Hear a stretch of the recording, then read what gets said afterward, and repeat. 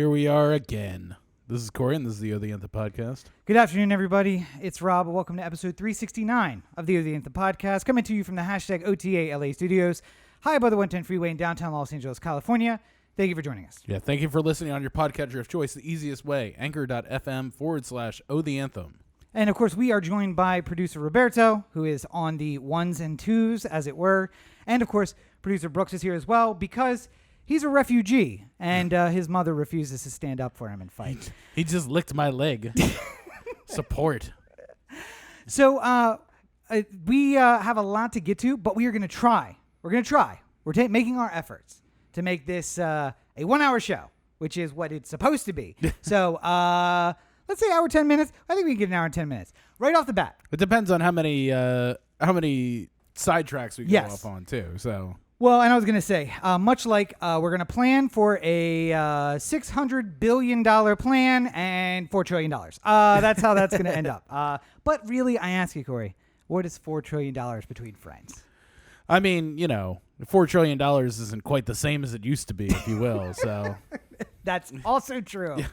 Back in my day, when you wanted $4 trillion, you had to really work for it. $4 trillion, you might as well sell the moon. Actually, I think we got to the moon for less than $4 trillion.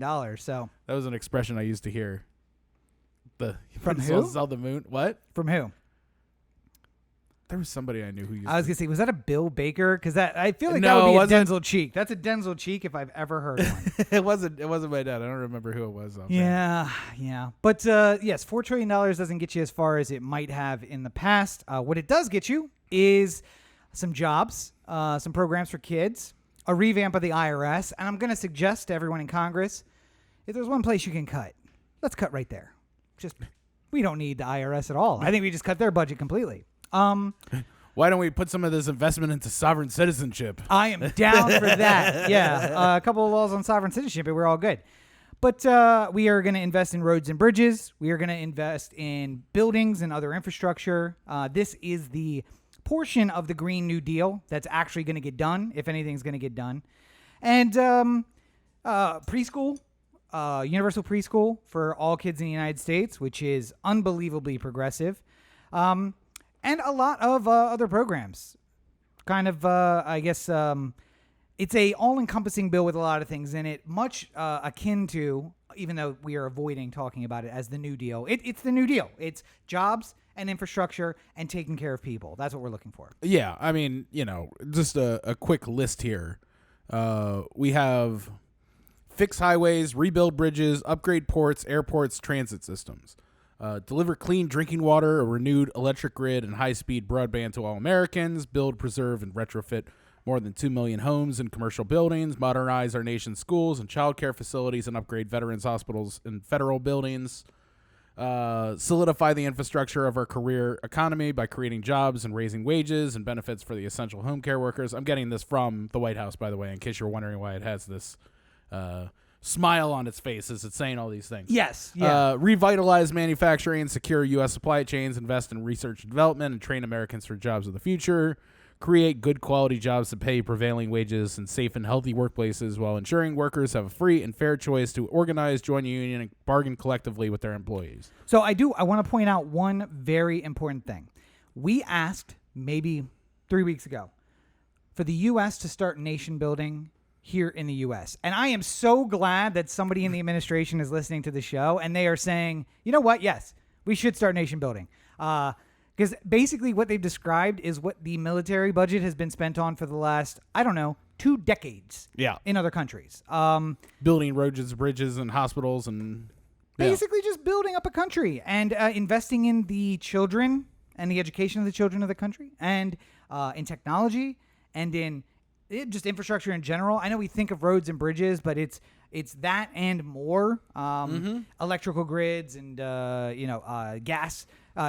Texans who may have had a problem over this last year would be, oh wait, no, you guys don't get the money because you're not on the federal grid. Well, and broadband in general. I mean, like that's a huge thing as far as connecting parts of this country that are not as connected. If you live in New York or Los Angeles, you have a very different interpretation of the access of internet that people who are in the middle of Iowa do not have the same sort of. If you live in parts of New York or Los Angeles, because I can tell you that there are some neighborhoods in, I don't know, Brooklyn, Queens, not the ones you're thinking about. The ones that have been gentrified recently, super high-speed internet. The ones that aren't gentrified yet, the ones that some hipsters would refer to as not yet gentrified. Yeah.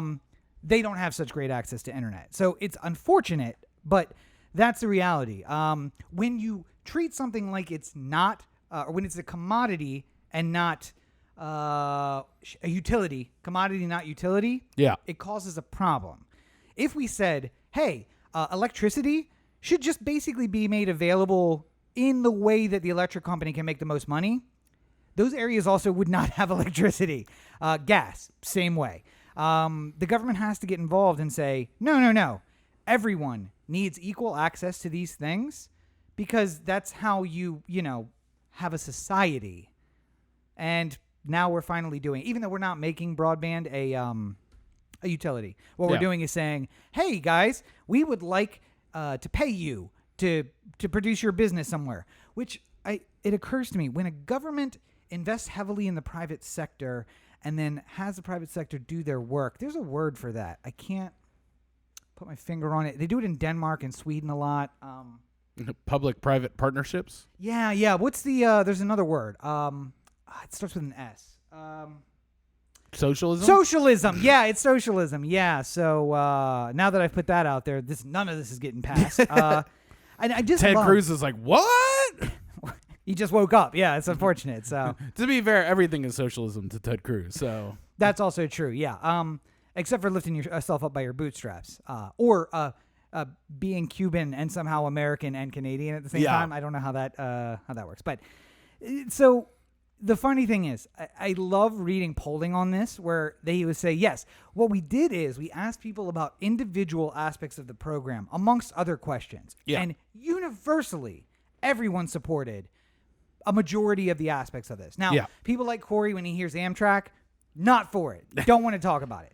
But broadband for everybody? Yes. Absolutely. I mean, all of these things individually have 70, 80% favorability. Yes. And at the budget rates. Yeah. At the budget rates. If you said $600 billion for roads, people are like, well, yeah, I heard it was a D. Yeah, absolutely. We need to spend a lot of money.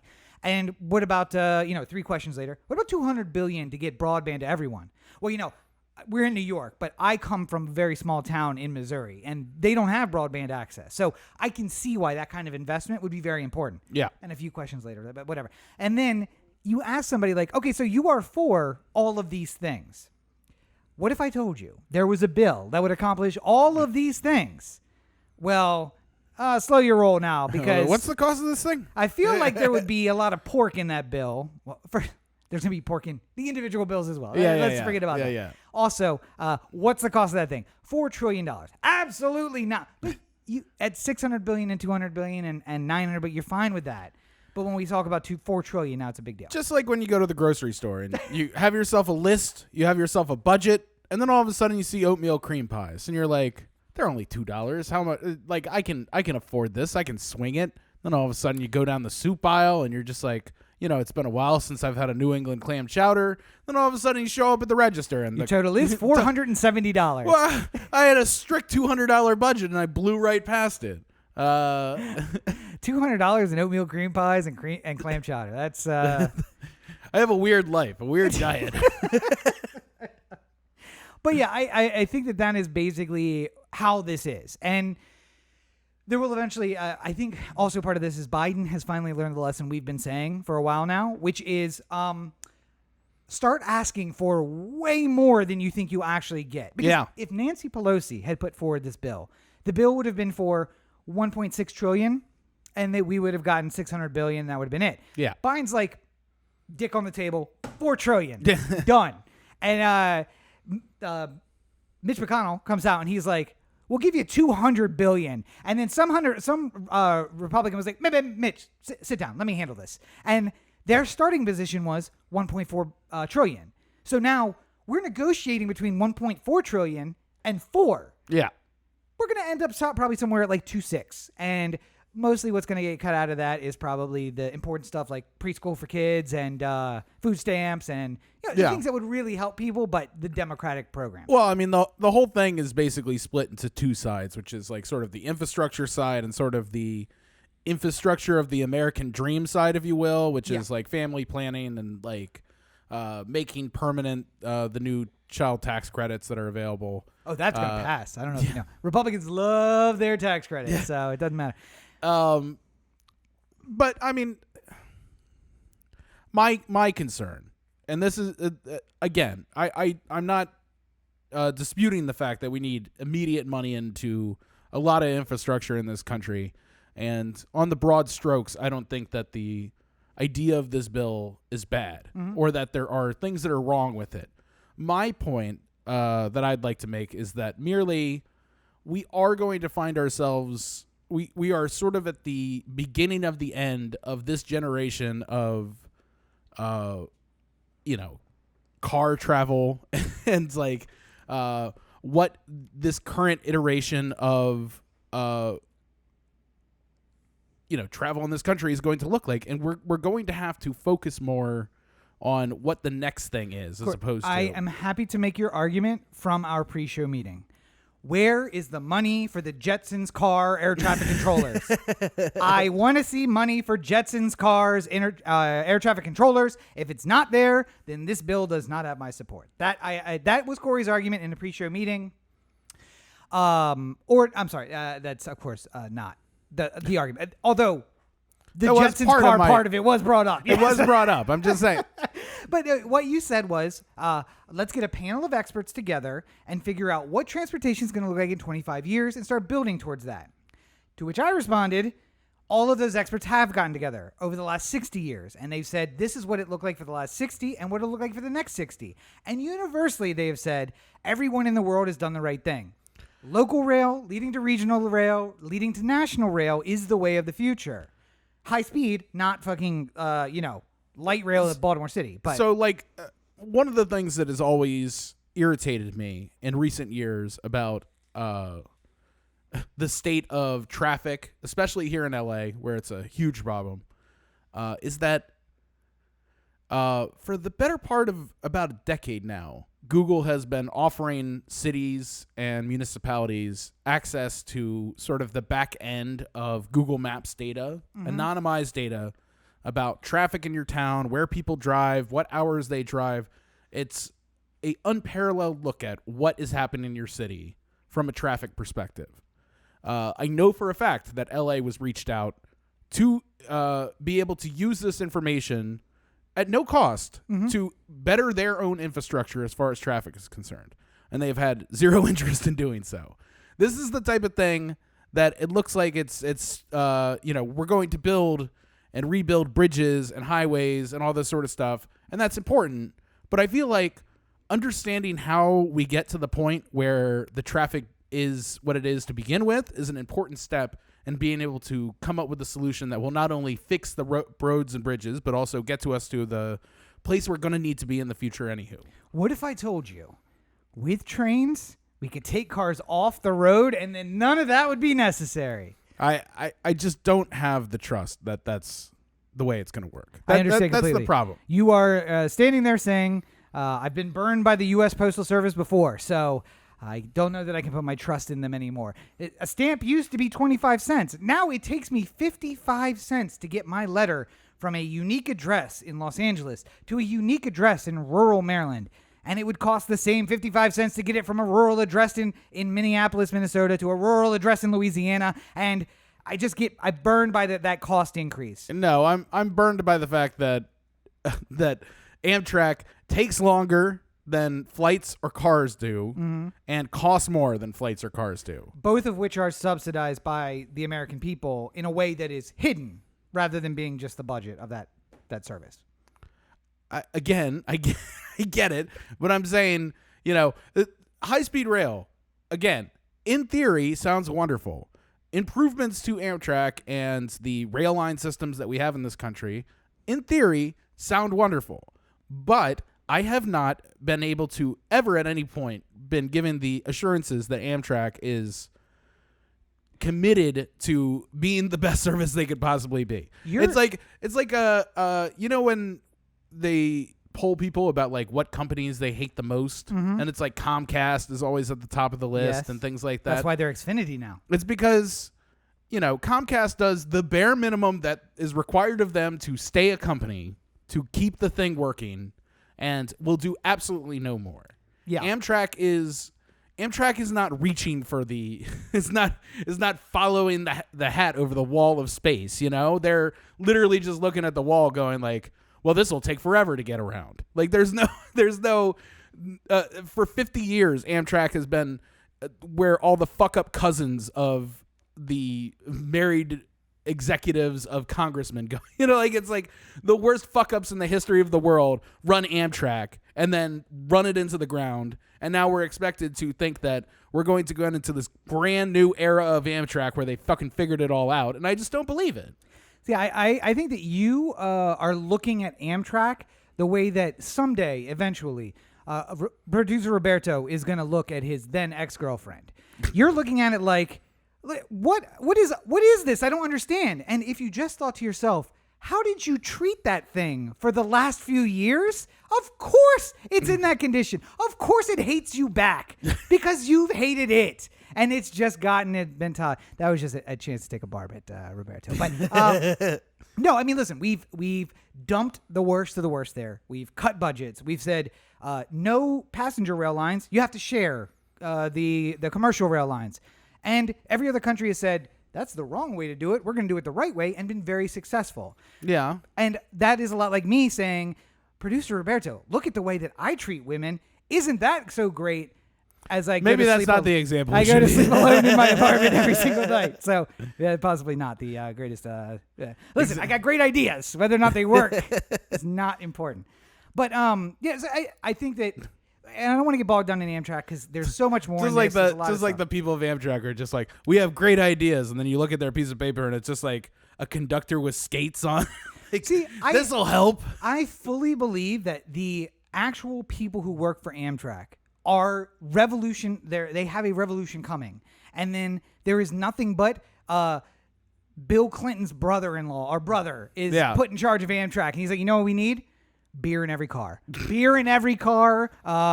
And those quiet cars, let's get rid of those. We need to make friends on the fucking Amtrak. And those guys are like, that's the opposite of what the people want. They want all quiet cars. And we have you ever noticed how there aren't enough Hooters on these trains? We should have a Hooters car. Everyone loves Hooters. The wings are great, amongst other things. It took me about your third mention of Hooters for me to realize you were talking about the restaurant and not. I know. That's why I kept going, because I realized I might have led you astray with that. I almost spit my drink all over the mic. And the board and the computer would have been horrible. But yes, those are the ideas. There's a guy who is a lot like Billy Bush. Not Billy Bush. Damn. Not Bill Clinton. That's the guy. Roger Clinton. Who is there with like these brilliant ideas and like the Postal Service, where it's been the dumping ground of leadership that's not leadership, saying like, what if we took out the old machines? Well, no, that is a great idea. We're going to replace them with the... Don't worry about that. Just take out the old ones. Yeah, but that's going to make service incredibly slow. We're not going to be able to meet demand. No, take the old ones out. We'll figure it out. Yeah. Got to get those old machines out of there. Okay, you're the boss. Yeah. And that's the worst of the commercial market meeting the socialist market, not the other way around, where, hey, trains are great. Let's dump some money in here and let the best of the best, which is what NASA is, for the most part, except for not anymore, because now we're looking at apartheid space. Elon Musk. Dragons. Everywhere it's got to come. All roads lead back to Elon Musk. Yeah, well, I was going to say, speaking of apartheid, the new GOP, it turns out, is just the GOP. And you might say to yourself, Rob, that was a cheap shot. Have you been anywhere in the middle or south of our country? It's basically apartheid. Anyway, so I think that we have talked in the last few weeks and months of the podcast about like this possible coming schism in the GOP, and it seems this past week it has become even more prevalent. And hopefully the image that you're seeing next to me is an ostrich with its head in the sand, and that has been the GOP of the end of the Trump era. And essentially, like, that was just like, listen, whatever it takes to win. War crimes? Sure. Yeah. Actual crime? Insurrection? Yeah, it's probably fine. It's okay. I mean, as long as it's not too treasonous. Wait. What color are the people? Oh, that's fine. That's fine. That's mostly fine. That'll wash. Yeah. Then they just basically go along to get along. Yeah. And then we heard a lot of strong words from Mitch McConnell and Republican leadership at basically all levels, state, federal, in the House and in the Senate. And then we've slowly moved back where it's like, oh, wait, no, he still has influence. So McCarthy's been going to Florida to do his mea culpas and his kiss the rings in Mar-a-Lago. And Mitch McConnell, who came out real hot and heavy at the end, haven't heard a lot of that since then. And in fact, now he's saying stuff like $200 billion, and then the rest of the Republicans in the Senate are like, Mitch, why don't you sit down? We'll handle this one, Mitch. Also, I have a sense that they think they're going to get back in the majority, and they're putting in a play. Like, there's a couple of Republicans who are like, I bet you I could win a vote for majority leader. Yeah. And I need to be in the position of power of like being a leader now. So Mitch is at the weakest point he's ever been, and also there are people who are coming up with the knives, trying to make Caesar dressing. You know what I mean? So, it's as much as I am not in favor of Mitch McConnell, generally speaking, I will say that if I was a member of this Republican Party, Mitch has done so well for you in terms of what you want. I don't know why you're looking effectively one of the best Republican senators as far as getting what he wanted done in the history of the Senate. Like, there's nobody like from a purely partisan standpoint, there has been very few people who are as successful as Mitch McConnell has been. Here's the problem, for a long period of time. Here's the problem, and you're not going to get this example, but I hope that the public at large will. You know, people who know things from movies. But the Republicans are essentially the Sith, and they raise up a leader who is strong and gets almost everything that they want. And what happens to his mentee, the person who he's bringing up behind him? Die. It is always that the Sith Lord, the one who's leading the Sith, is struck down by his disciple. Yeah. And that's the GOP. They're like, Mitch, you're so amazing. You've led us so well. And he turns around to take in some of the accolades, and somebody stabs him in the back and is like, I am now the Lord of the GOP. I am now McConnell. And meanwhile, you have to cross universes. What's his name in Wisconsin? Like, my precious. Just waiting for his chance to get back in the limelight. And talking about Paul Ryan? Yeah, I was going to say, my precious, but really it's just weights. He's just looking at his own muscles. Like, precious. Poor Paul Ryan's done. There's no coming back from that. I don't know, though. Because if we end up getting that schism, I feel like, surprisingly, Ryan might have a chance in the old guard conservative GOP. Because he's McConnell, he is Romney, he is Cheney, he is old guard GOP. Yeah, I mean, I don't think the old guard GOP is long for this world. So, I mean, we just going back on the last couple people who either ran for president or were involved with a person who is in the executive here. Yes. We have Mitt Romney, who was booed by the Utah GOP. Also famously, almost censured. Yeah, almost censured by his own state. Yeah. Famously the candidate in 2012 and 2008.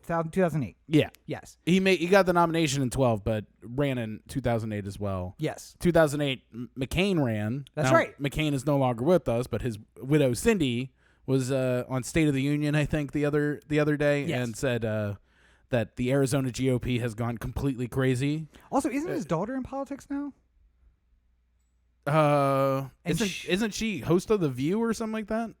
Oh, that's right. She's a political commentator. Yeah. Is it her husband? Somebody related to the McCains is in Arizona politics and almost got booted from the party as well. Oh, I'm sure. Yeah. So, I mean, Liz Cheney, who is related to Dick Cheney. now, as a reminder, he vice president from 2000 until 2008. She's probably going to get booted out of all the leadership positions in the Republican House. And it's looking like a lot of people are going to primary her when it's her turn again. And her replacement is in the leadership, not in the primaries, but her replacement in leadership is the Trumpiest of Trumpers. Yeah. And a guy who I can't remember his name right now, but 4 years ago was not a Trumper, but has basically like seen the writing on the wall that that's where the party's going and went there first.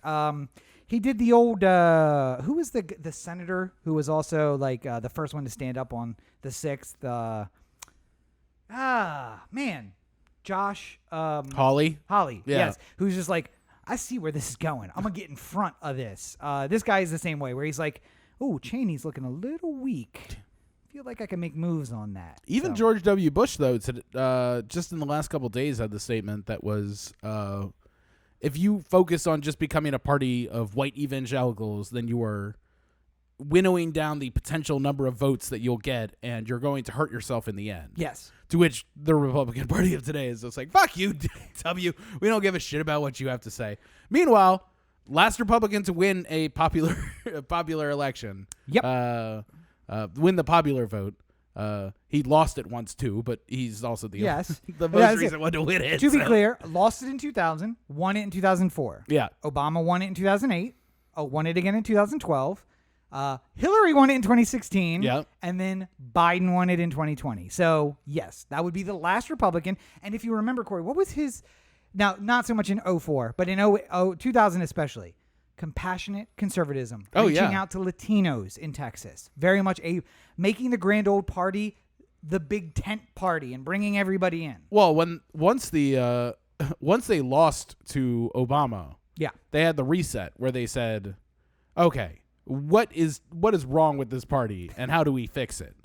And one of the things that they said was when part of the success that Bush had was he was able to open up the walls to the GOP a lot more than anyone else had before. Like you said, Latino vote for Republicans was an all-time high at that point. Yep. Even the black vote, which had traditionally been overwhelmingly Democratic, was starting to look like it might siphon off a little bit into Republican votes. Still was, but they'd broken 10%, which was amazing for a Republican vote nationally. Like, okay, great. It was the beginning of something that could have had long-term dividends if they had kept with it. If the Democrats break 10% with evangelical Christians, best believe that you're going to see candidates on Sunday like a morning Reagan-like sweep. Yeah, you're just like, all right, so what do we do next? What mega churches can we hit? It's like, how can we take advantage? Yeah, but it's only 11%. We haven't done 11% since evangelical Christians were progressive agrarian folk. That's where the last time that happened. So, yeah, you got to take advantage. And instead what happened was the Koch brothers gave Ted Cruz a drink order, and then they were like, oh, sorry. And Ted Cruz became white, and then the whole party went white. And Ted Cruz is only Hispanic when he's in Texas, and specifically only in his district, and not in his own house when he's out getting votes in his district. Yeah. Otherwise, white. That's what he would prefer. So, I just don't understand. Like, I understand that for whatever reason in the minds of the GOP, they think that Trump again in 2024 is the path to winning or getting like the same kind of excitement that they had before. Yeah. I think we'll know with the next congressional election where we stand, because if you just look at the number of votes that will be going to what we assume will be Republican strongholds, based off of the results of the census, it looks like the Republicans, without having to do anything else, might pick up, 6 or 7 seats. I saw some interesting math on that, though. Oh, I know. I'm saying, where it actually ends up. If the Democrats, despite having the disadvantage put on them for this coming congressional election, still manage to keep the House, that might be, depending on how it shakes, might be the thing that wakes up Republicans to the idea that we have to do something here, because if you can't get your house in order and then you get slaughtered by a Democrat in Texas, something's wrong. You gotta go back and figure out what went wrong and fix it, because so one of the things I saw was that, like, in New York, this may actually be helpful that they lost a seat, because they're going to do what Maryland did several years ago, where they're just going to stick all the Republicans in, like, limited districts. And like, they've had a problem with too many Republicans, and they're like, oh, so we can't make the districts the way we want to make them. And Maryland found a way. They gerrymandered a district that was basically all Republicans and stuck them all in there. Texas has the opposite problem. They picked up a seat. And unfortunately, now cities like Austin, urban areas, are going to be where they're going to have to reapportion these seats, and you're going to have to move Democrats around, and it may end up meaning that a Democrat picks up a seat. And you're never going to have that heads up where, like, well, Texas maybe, where you actually might have Democrats pick up Republican seats. But the other thing, the other story, which we didn't put on the agenda, but like just to side note there, in Florida picked up a seat, and then also restricted voting access for the people who would traditionally vote Republican, which was not smart on their part. They just passed a bill that was similar to the Georgia voting bill, that included, tightening up on mail-in voting and everything like that. And then as soon as it was done, went, oh shit! Oh no! The old crotchety Republicans were the only ones who were voting by mail up until this past election. Yes. When, for some reason, people were scared to go to the polling places to vote in person. Wait. So COVID's still going to be a problem in 2022, right? Oh shit! What have we done? The only time the state of Florida fights its own bill against it. Like, no, we'd like to keep this bill, please. Yes, let's keep it. At the end of the day, if your hope is that less people vote so that you can stay in, you're already sort of conceding defeat in a way. Like, this hasn't been about trying to bring more people into the party. It's been about, let's keep the ones that we like right now and just fuck everyone else, basically. Keep the total number of voters low, keep everybody we like in our party, and that means we keep a percentage, right? So if I can make the pie smaller but keep my cut of it, then I have more pie than you do eventually. And again, Mitch played the long game. The Republicans played the long game. Get the state houses, so they're going to be redistricting, and keep control at a local level, and just hope that you can get those laws in effect. And I jokingly say COVID's going to be a problem in 2022, but at this rate, COVID may be a problem in 2022. So who's to say that the restrictive voting laws by mail aren't a problem? Yeah, well, we'll find out. I mean, no, I will say the Democrats who may have been afraid to vote in 2020 will not be afraid to vote in 2022. If LA is any example, I went on a lovely walking tour of West Hollywood, which is possibly the most liberal place in America. Maybe it starts with a C in San Francisco. Not the Castro? Castro. I almost said the cartel. The Castro. Those are two very different things. The Castro in San Francisco, West Hollywood, battling it out for the most liberal square footage in America. And the number of people stumbling around drunk, fresh out of brunch, with no masks, unparalleled. And I think that the reason is because this week, the CDC also released new guidelines on vaccinated people and what they can and can't do. And the graph that you see beside me is the graph that the CDC released. And you'll note that at the top of the right-hand side of that graph, the right-hand side is people who've been inoculated. Doesn't say have had both vaccinations. It says fully vaccinated people. Does that say fully vaccinated equals 2 doses and 2 weeks after the second dose? No, but I think most people assume that that's what fully vaccinated. Corey, you and I have a lot more different levels of faith in the American people. Yeah. And clearly the CDC has your level of faith, and people who put warning labels on things have my level of faith in the American people. Dude, like the shower cap people, like fits one head. Yes. Like you're the fits one head group. Yes. And I'm like, there's no way they fuck up a shower cap, right? The people who put a warning on a bucket that says you can drown in this bucket. But this is a 7-ounce bucket. Yes, but if they went face down directly in the bucket, they might drown. Yeah. So we better put a fucking warning on it.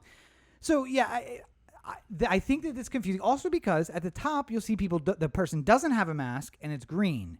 At the bottom, the person does have a mask. Yeah. And it's green, which I think people have totally ignored, and they've just said, I can do everything with no mask, it doesn't matter, which is not true. And also, I mean, people are dumb. I mean, more my concern is this isn't anything we didn't already know ahead of time. Really, it shouldn't have been. I mean, you know, if you lived, I was making the point of like Rob's old hometown there. If he was in Ridgely and he's just walking down the side of a dirt road and there's nobody else around you. You can just say the road. That's all we have. The dirt is implied. Yes. If he's just walking down this old dirt road, he doesn't need to be wearing a mask because the chances of COVID floating from some farmhouse nearby and getting to him are so astronomically low that it's not even a reasonable thing to consider. Cows can't get COVID as far as we know, so I'm probably safe. Right. Now, but 6 months ago, the difference between, you know, like Ridgely and Midtown Manhattan is a completely different thing. You know, like just because you're outside and just because the likelihood of you getting COVID are less outside and, you know, you might be vaccinated or, you know, the person that you pass might be vaccinated. But the other part is we also don't know. 40% of people right now in the United States are fully vaccinated, getting up towards like 50%, I think, on some degree of shot so far. You know, these are promising numbers because it is getting better. It's also worrying numbers because it's starting to slow down. Yep. But compare that to where we were 2 weeks ago when we talked about it, where it was like 25 and 40, and now we're at 40 and 50. So, I mean, if you're asking me, you know, again, I live in a major American city, so it's a little bit different. If I'm going out to get lunch or something like that in the streets of downtown Los Angeles, I'm still wearing a mask. I may, at certain points, transition between a mask that I can pull down and if I see a crowd coming, pull it up kind of thing, as opposed to have the lock-in super secure mask that I don't take off under any circumstances.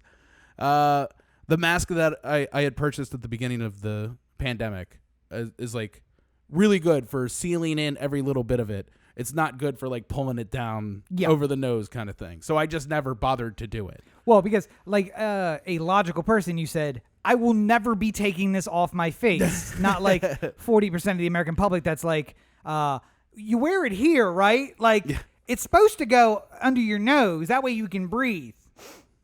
Yeah. Yeah, that's where it goes. I mean, you know, people who... I still see a lot of people wearing masks when I was out and about in the days following the CDC announcement, which was quickly followed by, you know, California lifting the outdoor mask mandate, Los Angeles County doing the same thing. In Maryland, they've lifted the outdoor mask mandate. States across the country are doing all the same thing. It's fine. I don't think we're going to see a huge jump in cases because of it at this point, given the number of people who are vaccinated and how people who seem to be careful are still remaining careful. Yeah. And the people who are being more reckless have continued to be more reckless. And for the vast majority of society, it will not matter. But for the 400 people who died today, and the 400 people who will die tomorrow, and the 400 people that died yesterday, it does make a difference. And you asked me, what are we supposed to do? Earlier, before we started the show, what are we supposed to do? Stay in lockdown? Which is something you asked me months ago. Yeah. And I have the same answer. Yes. Keep the mask mandate. Like, listen, I have said before here, the mask is now going to be likely a part of my life for the rest of my life. Because when I think about what we were doing earlier, going to work sick because I got to work, and the people next to me just sneezing and coughing and wiping their faces and then shaking my hand, like, ugh.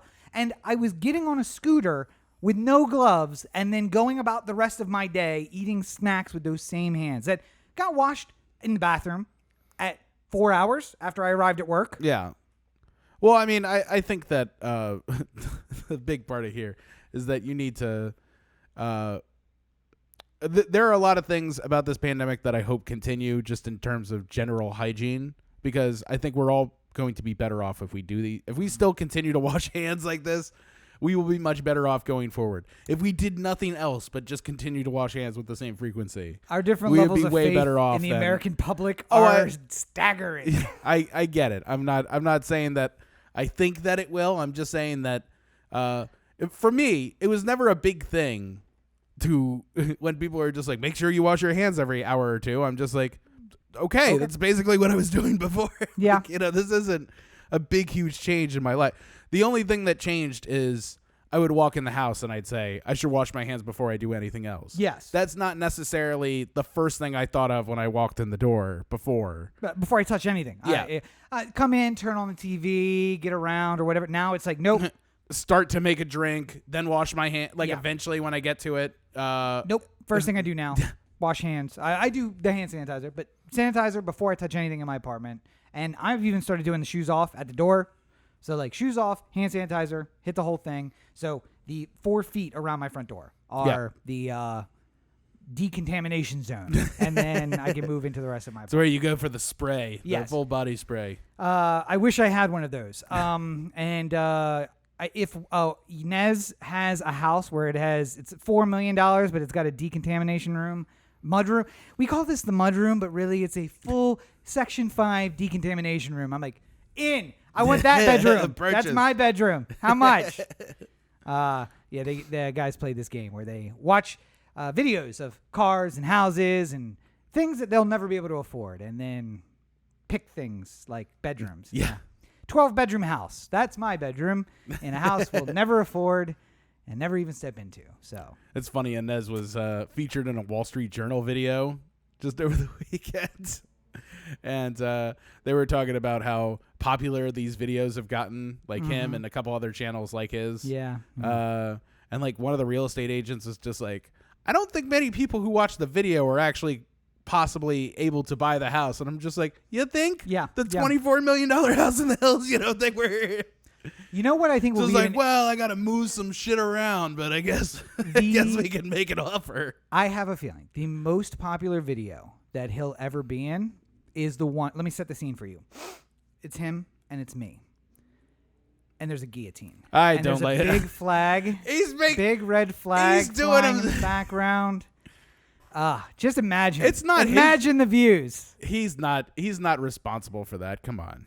Go and grab your Stalinade and just butt out of this conversation. Let's talk about India instead of. Well, real quick, let's finish up with America here and the herd immunity. So scientists imagine that we're going to need somewhere between 70 and 90% to reach herd immunity in the United States. And of all citizens. Yeah. And kids can't get vaccinated right now, so that's already eating into that said 70 to 90%. We could possibly reach some level of not herd immunity, but a significant decrease in the amount of cases that we see and the amount of deaths that we see just with more people getting vaccinated. Maybe anything over 50% would see significant gains in that regard. But a lot of people are showing hesitancy to get the vaccine. And in some places, it is the appointments are wide open and nobody's taking them. Yep. Mostly in like the American South. And Midwest. Yeah. And I mean, California, I was looking at things that, like LA County, 11% of people said they might not get the vaccine, which is ideal for us being able to hit herd immunity. San Francisco County was like 9% or something like that. But like in these LA, places are not going to be the concerns. It's going to be drive 40 minutes south. From LA to I get Orange it. County, and now it's like 60% are definitely going to get it. 20% maybe. 20% definitely not going to get it. Yeah. Funny. Wait, if I was to break that down into a voting block, how would the voting blocks break down? I imagine how the voting the voting would break so down. what you could assume is that 90% of voters in LA County, Democrats. And if I was to go down to Orange County, I would find 60% Democrats, 20% Independents, 20% Republicans. So this is what Corey was making mention of. And tell me your friends know how to buy you a gift without telling me your friends know how to buy you a gift. Oh, am I on the wrong side? Here, there we go. It's Stalinade, the real red soda. And I honestly don't even want to drink this. I kind of just want to keep it. I mean, you can. I don't even know how good it is. So it's got pure cane sugar in it, which means it's probably delicious. But it's so amazing. Maybe I will drink it and refill it with water with red food coloring in it, and then just reseal it so that it has the effect. But I also get to drink the liquid inside. Just like a socialist.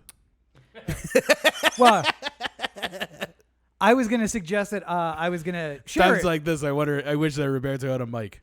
I was gonna catch that laugh. Like a true communist, I was going to say, let's split it and share it. But because it is Stalinade, I think I will drink the whole thing and send both of you to the gulag. So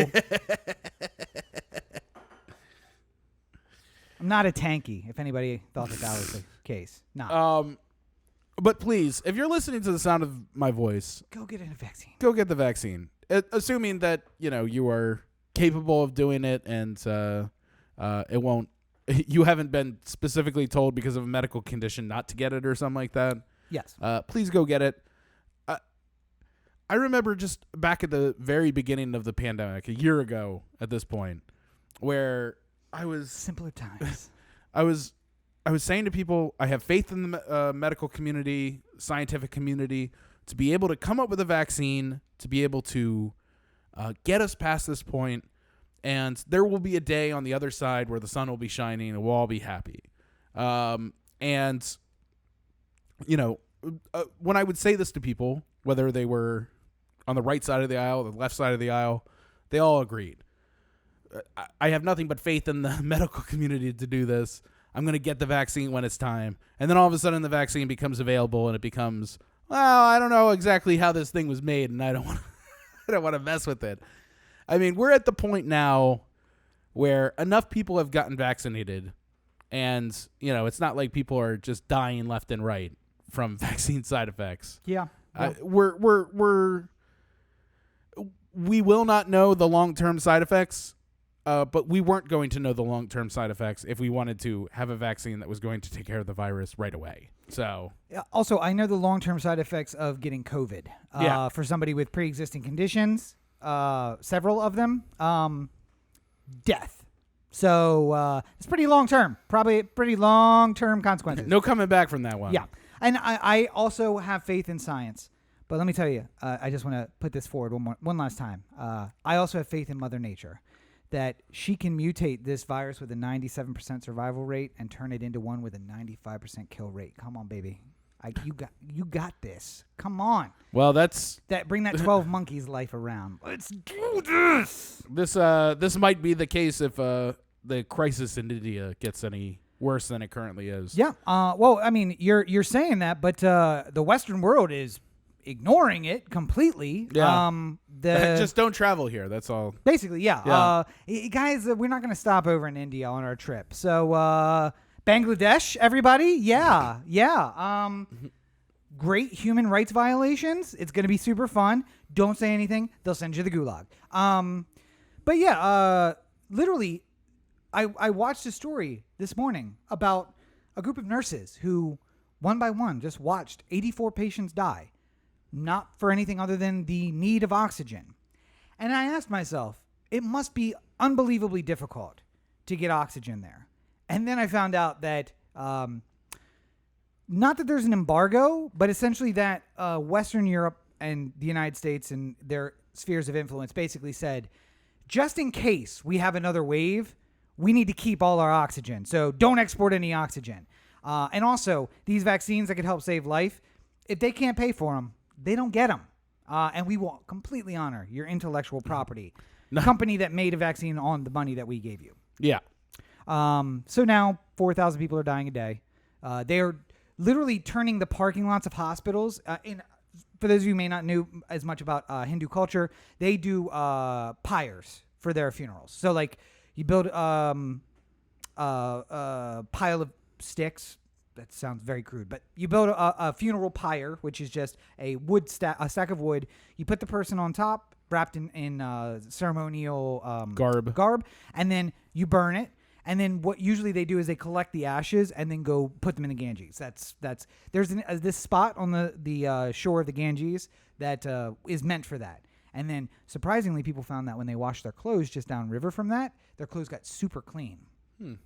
Because if you burn human flesh, it turns into soap and wash the clothes. That's a Fight Club fact for you.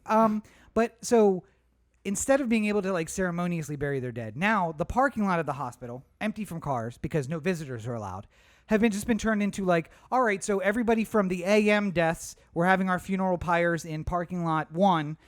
PM deaths, that'll be the funeral pyres in parking lot 2. And just basically rotating back and forth, letting families have their last moments with their family members amongst, other people who have died. 100 people. And nurses literally just were standing there doing everything that they could, but essentially watching people die. And then the story was essentially the head nurse would come over after the person coded and be like, okay, number 56. And the nurse would go over there and just pump and pump and pump and pump and pump until that person coded. And then it's like, all right, 87. And they're just working their way down the list of serious people because there was no oxygen to give them. So with COVID, it's an upper respiratory infection. That's a problem. You can't breathe. Yeah. And people are dying for want of oxygen, which the West has, but isn't sending. And vaccines, which the West has and isn't sending. Now, I will say this, not to make it seem like it's their own fault here, but the politicalization of COVID in India was really high. Yes. Trump levels, you might say. Yeah, I mean, they just had an election not too long ago, and the maskless rallies were a big part of the I can't remember what Modi's political party is, but his party was largely anti-mask. Yes. And having these large gatherings and stuff like that. I think we should just use Trumper to describe those people in general. But then I worry about that because I think about like how Hitler's rise to power in Germany was basically inspiration for fascism all over the world, saying like, hey, they got a cool hand gesture. You want to do that? We can do that. I'd prefer not to promote Trump as a way of thinking about your political philosophy because I would like to have my nephew go die on a beach in Europe. So I feel like that is absolutely the thing we should do. Why not? Yeah. That's a deep World War II point, everybody. We need to. I think what needs to be clear is that there are easy ways to just protect yourself on a baseline level, and that was not happening in India, and it has allowed the virus to just run rampant. Yep.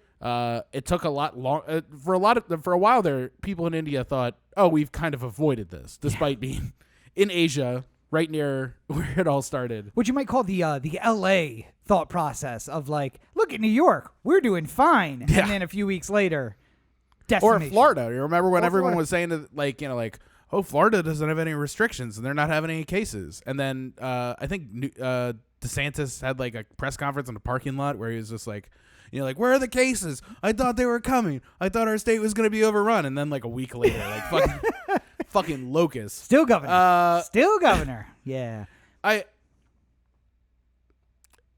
know that it's really I was just watching a video not too long ago about the different types of ways that vaccines are being spread out. Yeah. And like companies or richer countries that are able to basically pay for the research that allowed for the vaccines and basically pre-purchase the vaccines are in a much better place right now. Yep. United States with their 40% vaccinations and stuff like that, full vaccinations. Poorer countries are going to be further down the line. There are things that programs out there to try and get vaccines to poorer countries, but it's just not. It's gonna take longer to get to them because of the way that the system has been. Keep in mind, 2 weeks ago, India was pacing us on vaccines. Yeah. Like, per capita, they had met our rate. They just have 1 billion people. And right. So their 25% was our entire adult population. Yeah. The problem was they quickly had to shift from let's vaccinate everybody to, oh shit, everybody's dying. And then it's like, we'd love to put needles in arms, but we need every doctor in the ICU right now. So it's difficult to do that. Also, there's a lack of availability. So it's like, do we have a doctor out in this province waiting for vaccine to become available, or do we send him to an urban center to deal with patients that are dying? Like, yes, it would be great, but the infections out there are low. The infections here are high. Let's deal with this. And it's the law of diminishing returns in a way where like you just in your head you're saying we got to keep vaccinating, but it's hard to have the political fallout of, well, why is this doctor out here not doing shit? Well, he's vaccinating like 200 people a day. Yeah, but 4,000 dead in the country. You don't understand that if he's fighting the virus and not giving the vaccine, we're going to have 4,000 dead every day for the next 6 months. Yeah, I mean, there's got to be somebody vaccinated. Yes. But they gave into the pressure, and now there's very few people. Now everybody's focused on the virus, like fighting the sick people. Not fighting sick people, but fighting with the sick people. Fighting the disease. Yeah. And fighting the virus. It's problematic, to say the least. It could have been helped a lot by more vaccines being made available, which were blocked because India had obligations to give those to people, to give those to other countries, and they met them. And now they didn't have enough for themselves. And they, again, not that there are richer or poorer countries, but there's certainly countries that debt spend their way into $9 trillion debt and are willing to throw $400 million? Yeah, $400 million on vaccines that may not work. 3 vaccines that all of them may not have worked. Yeah. And we did that. Yeah. And what did we get? We got our doses, yes.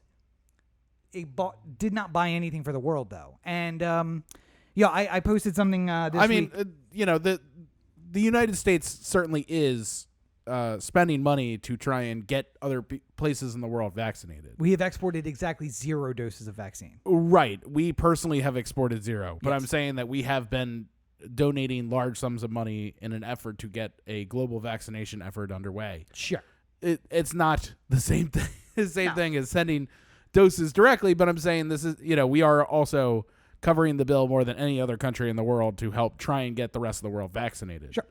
My only point is, I posted something earlier this week that said that I learned a new fact, that for the first 850,000 years of human existence, warfare, Whoa. Is that when Adam and Eve were? Sorry, I forgot I was dealing with a Catholic. Okay, so, when Adam rode the dinosaur out of the Garden of Eden. No, but so Upper Paleolithic and beyond, no warfare. Essentially, if you were a Paleolithic man and I was a Paleolithic man and we were with our different bands and we stumbled upon each other, which would have been rare, but let's say we did that, we would have come together and rejoiced that we'd found other humans and worked together briefly before we went on our separate ways. Yeah. Then we developed agrarian societies where we settled. And then the idea of what's mine is mine entered the fray. Mm-hmm. And more importantly, the idea of capitalism, where we now exchange currency for goods and services. And that is where warfare broke out. And so I posted like, capitalism. Our warfare, another gift of capitalism. And now we're looking at 4,000 dead every day in India, which, by the way, folks, is yet another gift of capitalism. Because the only reason that India can't make a very cheap, generic version of the vaccine is because everyone in the West has said, we will sue all of these companies into non-existence. And after COVID's over, those companies need to make malaria drugs and all sorts of other drugs. Again, I understand why capitalism is easy to blame in that situation, but if I was the maker of a COVID vaccine, I would not want people to try and make COVID vaccines that were based off of what I was doing, but not exactly what I was doing, because then there's a chance that it doesn't work or it doesn't do what it's supposed to. Or they rush it through and don't put the same kind of stresses and checks on it that I forgot. I was dealing with a guy who doesn't use the Target brand. He uses the twice as expensive brand that's right next to it because I don't trust the Target brand. I want Coke, not Dr. Cola. All right. I mean, if the choice was I'm thirsty, I need something to drink, and Dr. Cola is there, And first of all, I have Hold on, been what? with you when they said, is Pepsi okay? And you went without a drink. Yes. So don't tell me that I will go with Dr. Cola if I'm thirsty. no, I'm saying if it's a non-life or death situation. I think I've seen you leave a restaurant that only served Pepsi. I'm pretty sure I've seen that happen I before. took a stand on moral grounds, all right? On Okay. moral grounds. All right. Yeah, sure. My point being is that I don't mind fucking around with an off-brand Coke every once in a while. Mm-hmm. If I'm thirsty and I'm trying to... It's not a Pepsi. Do I need to come up with a new example so we can move past this? No, go ahead. Sorry. I won't necessarily buy the Arrowhead water. I will buy a lesser water if I'm thirsty because water is water to me. Is Arrowhead good water? I think it tastes like No, toilet it's water to terrible. me. But Yeah, I'm just yeah. saying it's for whatever reason, California really likes their Arrowhead water. I never understood it. Dasani. You'll step down from Dasani to Arrowhead. Yeah, I'll slum it with some Arrowhead if Sure, I yeah. need to. If I'm thirsty enough, I'll do that. But if it was a life or death thing, like I wouldn't trust the guy who's trying to sell me a $12 seatbelt, if you know what I mean. Like I'm not gonna fuck around with the not yet medically cleared diabetes medicine or something like that. Like See, I think that you would. no, Because I know that I would. would. So if the choice was no insulin or knockoff insulin that may or may not work, worst case scenario, no insulin, I'm dead. Yeah. Knockoff insulin doesn't work, I'm also dead. But if the knockoff insulin does work, I have a chance of living. Right. So right now, if I'm in India, I have a very high chance of dying. You could give me a vaccine that may not work, and I could Right, die. but I'm saying, if you take the knockoff insulin and die, Yeah. then the person who, the corporate owner of the insulin that had its recipe stolen to make Yeah. the knockoff insulin, and the knockoff insulin people didn't do something that was very important and is killing people indiscriminately because of it, I would be upset as the corporate owner of the insulin because you are now putting my product in a bad light because there are people dying based off of the cheap knockoff version. Maybe if you didn't charge $780 a month, I wouldn't have to go for the knockoff. Again, that's a separate conversation. I'm just talking about you wouldn't want somebody to sell Rob Cheek's burgers next to your Rob Cheek burger place and sell rotted meat because it looks bad upon your business, which is very similar right next to it, I mean, listen, if it doesn't have my face on the wrapper, it's not a Rob Cheeseburger. Trust and believe.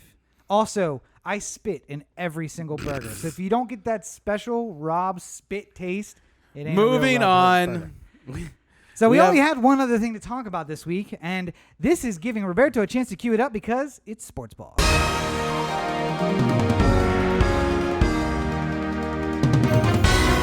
There we go. Hey. Sports ball. So, and there was only really one bit of sports. One other thing that's not on the list. Orioles, even if we're not going to be good, can we be spoilers all season? Because that's really fun. I like beating up on the beating. Yankees. I like beating the Yankees. I like Yeah. beating the A's. This has been a fun week for the O's. But okay, meme of the week, which I haven't gotten to mention yet this week, is two frames. Randy Orton leaning over the Undertaker. Undertaker has the Orioles symbol on him, and then there's Yankees and somebody else up A's. on the Yeah. A's, and then no, because It was the A's 15-game win streak or something. A's 15-game win streak is Randy Orton leaning over, and then frame 2, eyes open, grabbing him by the throat. You thought we were dead, son, but we're gonna knock that game streak down. It's amazing. So the NFL draft happened. That was the other story. Yeah. And again, looks like a great draft from the Ravens. It looks like we're going to have a lot of exceptional players coming in and joining our team. Speaking of paying an exorbitant amount for a house, the Ravens did that in the NFL draft, or will do that based on the NFL draft. I don't know if you saw the new linemen, but basically, I got couches that are smaller. I got a couch in my apartment that's smaller than the linemen that they drafted. Ben Cleveland is a large man. There was you see these offensive linemen, and But they're always date women who are like 4'10". they're always in these pads, and you just assume that like There's a lot of pad. You remember that there was like it was like a Page 6 story about Eli Manning at the beach or something like that. Yeah. And they showed him just without his shirt on, just like on the beach, and he looked like he had a dad bod going on. It was just like sort of like he had little bitch tits happening. Not that I have way bigger bitch tits than Eli Manning does, but he definitely had a little some going on there. But also very white, people were and the like, shoulders very narrow. People were looking at it and going like, this is a professional athlete? Yeah. Ben Cleveland. Take a look at the picture. That's a professional athlete. That is a large fucking man right there. And I saw the numbers before I saw the picture, and I'm like 6'6". It's like 300. Yeah. Over 300. And I'm picturing in my head because big fat guy. Because I can't do that math. I'm picturing like I don't know, just a guy with a gut. And then I go like to the picture. Tony Saragusa type. Tony Saragusa, yes. And then I scroll down and I see the picture, and I'm like, Jesus Christ. This is the guy that like you accidentally pick up the real chair, not the breakaway chair, and you hit him with it, and you're like, oh shit, but it actually breaks. And you're like, what the fuck? He basically looks like the Mountain from Game of Thrones. I was trying to think of the guy's name, the Mountain. He is the Mountain from Game of Thrones. And the Mountain is an athlete. He's like one of those like extreme lifters. He's like a power lifter or something. Lifter. Yeah. This guy does like a 5-second 40. Like he's gonna get up off the line and guard someone and then go downfield. Like I always like the Sports Night line though of any play designed to have an offensive lineman run 40 yards is probably ill-advised. Yeah. Also, that 40 yards is no pads. He gets nobody in front of him. In shorts. He's doing like the track positioning to get a start, which I also I think that for track runners it's to get speed. For a lineman, it's literally just like get going, and then just momentum's going to carry you that way. You're falling the entire 40 yards, but once you get the momentum moving that way, you'll be all right. Just don't turn into a big ball like Indiana Jones or something. You see him trip, and he just rolls the rest of the... Still 6 flat. Crazy how fast he did that. Took out a family of 4 on the other side of the track. Unfortunate, but... Now, listen, I am not going to speak to how good any of these players are that the Ravens drafted because, honest to God, I have no clue. I watch the draft. I don't watch college football, so I watch the draft, and I see the highlights, and I say things like, oh, this guy looks really good. And then you hear what the announcers say, like the draft experts, and they're always just like, with the 6th round selection, the Ravens select some fullback out of Michigan, and then you're like, all right. Usually 6th round means somebody who's not going to be on the team, probably. Tom Brady was a 6th rounder, though. From time to time, there's exceptions to that rule, but usually 6th round pick are not valuable members of your team. They'll be moving furniture in a couple of years. Yeah, but you're watching 6th round draft highlights, and they're just like, this fullback could really revolutionize Baltimore's offense, and I'm just like, let's fucking go! Like, I get so excited about the guys who like clearly will not be a part of the team going forward, but I'm still like super excited because how did this guy fall so far? How did he not go in the 1st round? It'd be so great. I'm seeing our new lineman. I say he's going to be moving couches in a couple of years, and that dude is a couch. And I'm seeing him like working for a moving company. He just picks your couch up with one arm over his shoulder. Like, where'd you want it? Front room. Got it. Like, didn't you used to play football? Yeah, I played football for a bit. Like, what happened? No, I don't want to talk about it. Like, all right, man. That's fine. Yeah. I was too good. Yeah, I was going to say, actually, I say that, but really what the reality is okay, man, it's cool. We don't have to talk about that at all. It's fine. Even the 6'6" is not that much taller than me. I mean, you guys, yes. You guys would be 100% looking up to him, but for me, we're like on par. So I mean, listen, there's I think if I'm at 5'9", so when I see somebody who's 6'3", I'm usually like, that's a pretty tall person. So I imagine for you, a little bit more than 5'9", you would have the same sort of experience when you look at somebody who's 6'4", 6'5". See, your description of 3 inches as a little bit more seems like a drunk bar girl's descriptions of 3 inches. I don't know that that's accurate. Rob is so tied to his 6 foot. Like it is. If it's not true, it's just everything about his life is wrong. Yeah, how tall are you? Yeah, there's no way he's 5'9". Now, he may at one point have been 5'9", but I haven't been what's the proper word I'm looking for there? Well, all I know is I haven't been measured since then. I was my going to say I haven't dad- been lengthened since then. But that's not right. What are you, an infant? My dad was 5'10". He is now currently 5'6", because time is a bitch. And you're like, Gravity always wins. listen, when I was in college, I was 5'9". That's totally fine. You're 40. You're 40. We're not in college. Do a new measurement. Let's see what this height is. All right, one of these days I'll You go to the doctor finally and then get a measurement? I'll go to the local 7-Eleven and see how I stack up.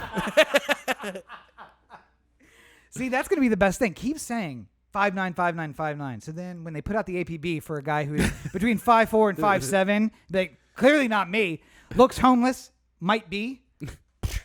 Couldn't be me. But 5'4", 5'7", definitely I'm not. 5'9". I don't know. Yeah. The one last thing, just as a tip of the cap to GM Eric DaCosta of the Ravens. People had asked him prior to the draft, like, so you're going to draft a wide receiver in the first round. You have to, right? Because, like, Lamar needs some weapons here. And DaCosta, like, got really upset. And he's just like, we have talented guys already here. And I don't think you need to go looking for new pieces because we have a talented room. And you don't need to worry about it. And then everyone's just like, oh, maybe he's not drafting a wide receiver. And then he drafts a wide receiver.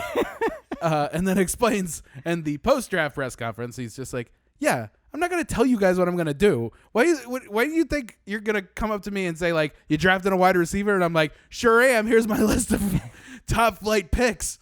It's just not going to happen. By the way, and we got Lamar by making a late first-round trade that got us a second first-round pick and picking up a quarterback in the first round. Yeah. And did anybody see that coming? No.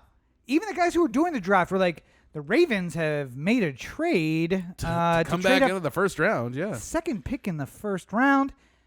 And so the Ravens are coming up to that. And if I remember correctly, there was like no time on the clock, meaning the clock barely started because it like, oh, there's a trade. We paused the clock. And then immediately up to the podium, Lamar Jackson from Ole Miss? Louisville. Yeah. Lamar Jackson, Louisville. And you knew what you were doing the whole time. Like, that was well planned out. But again, he didn't go up in the pre-trial. The pre-draft He press didn't conference. do voir dire and explain how he was going to draft Lamar Jackson. He didn't go to the press conference beforehand and be like, so guys, you're going to want to watch real closely because this is the plan. We're going to get to about 20 picks in. I'm going to make a trade to get us yet another first-round pick. And there's this quarterback we really got our eye on out of Louisville. We're going to pick him up. And there's going to be 6 people drafted, 6 quarterbacks drafted before him, and he is going to outperform all of them. Just wait. I am going to try and trade in late in the first round and hope that nobody takes advantage of me for saying I'm going to do it. Yeah. We really could use another pick in that round. So I'm going to try and make some moves and see what happens. I hope nobody takes advantage of me for Hope nobody's listening to this press conference. Wait. Seem to be laying all my plans out to bear. Where are you from? WBL? Nobody's watching that. Okay, so we're good. Baltimore Sun? Okay, yeah. ESPN? Fuck. God Wait. The Ocho. All right, we're okay. You're on between dodgeball highlights. I think I'm fine. Oh, man. I still love the I still think about that guy picking up the 7-10 split from time to time. That video.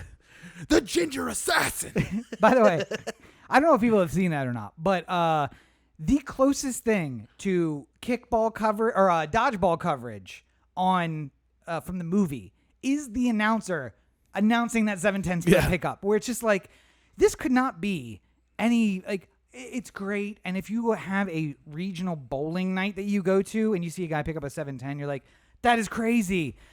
The way the announcer like loses his mind, and it's not been done on TV. I get all of it, but still. It's legitimately difficult. I mean, like, even when it's not televised, it's legitimately difficult. It's one of the most difficult things in sports. And so you know it's what? It's legitimately difficult for a group of upstarts from a small gym to win the national dodgeball Against championships global gym. against a national branded gym that has all the funding in the world and led by a guy who is a well-known figure. But You already Do know you my believe- fitness consigliere, Michelle. do you believe in unlikelihoods? Like, I mean, I get it.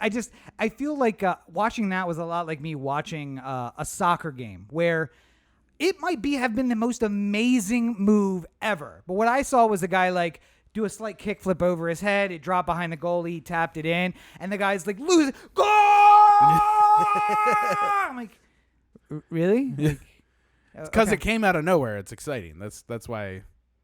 That's why they get so animated. Cool. Again, I don't think you know this, but I watched a solid 20-25 minutes worth of explainers to what European football was all about. Yes.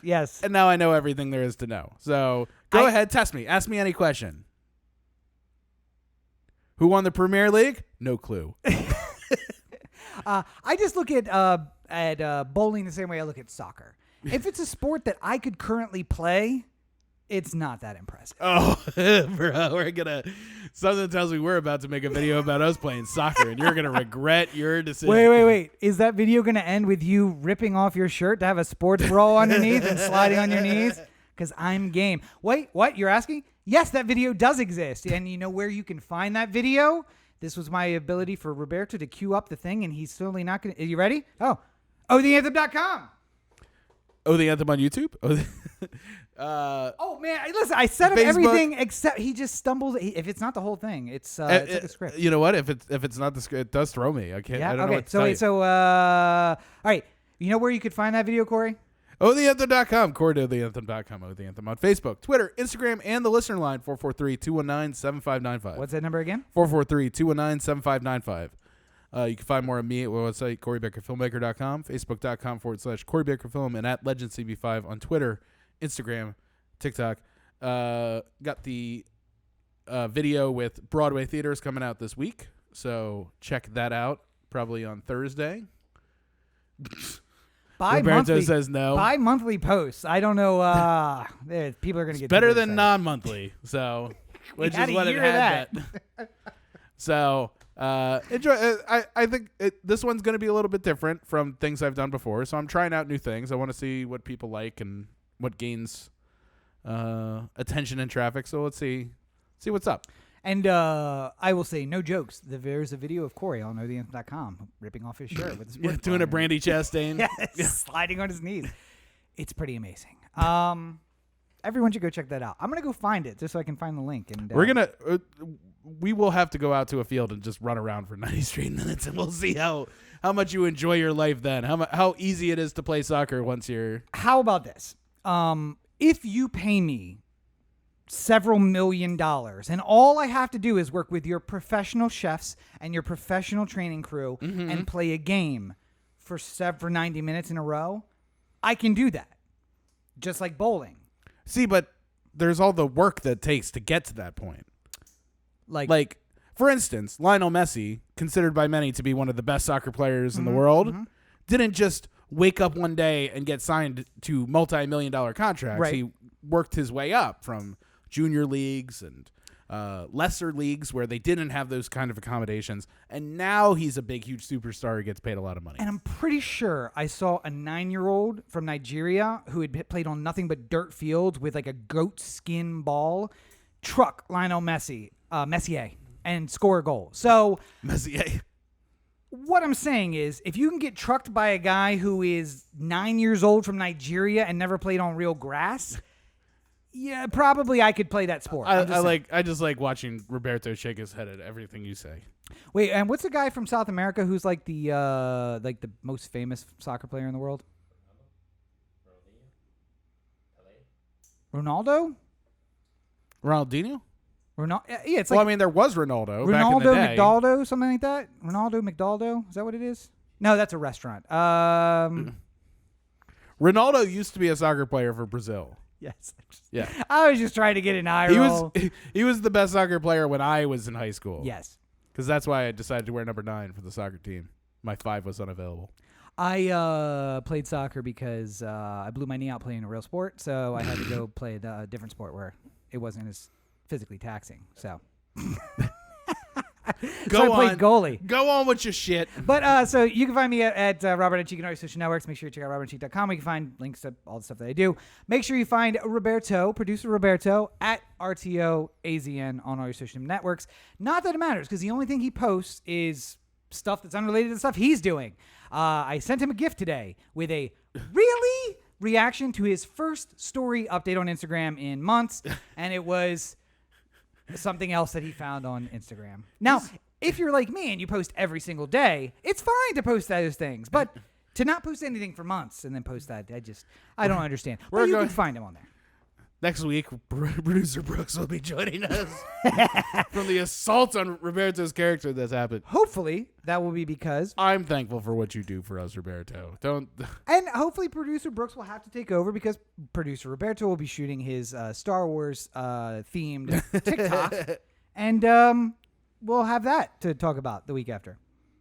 But RTO AZ on all social networks, and of course, we are getting back to normal in LA. So if you are shooting something and you need a very talented actor who can put up with a lot of abuse, Arizona Acting, ARRIZONACTING @gmail.com. He's available for basically, well, no, because you got like a lot of stuff going on actually. So just as long as it keeps him in good standing with the union, he'll consider it. And see. True communist. He's wants to be in the union. And does that get you on a list in Hollywood still, being a communist? I don't know. I can't say anymore. So we'll find out, I guess. Hire him.